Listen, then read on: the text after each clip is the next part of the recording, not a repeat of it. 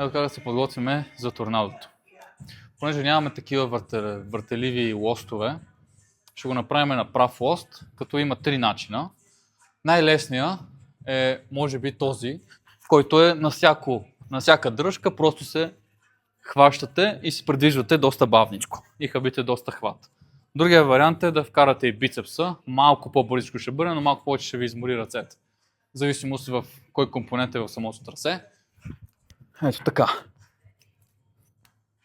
И после можете назад. И накрая третия начин, който е най-бърз, но най-сложен, нали, трябва да сте доста с много силен грип. Просто го хващате, както при халките, при куките, хващате се и директно залавяте от вътрешната страна дръжката, но тук трябва да стиснете много здраво, защото като пуснете, тя ще се завърти и ще падне малко.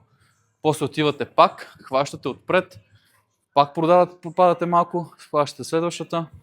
Общо взето като една типична маймунка, просто ви трябва наистина силен грип и да знаете техниката на замахването.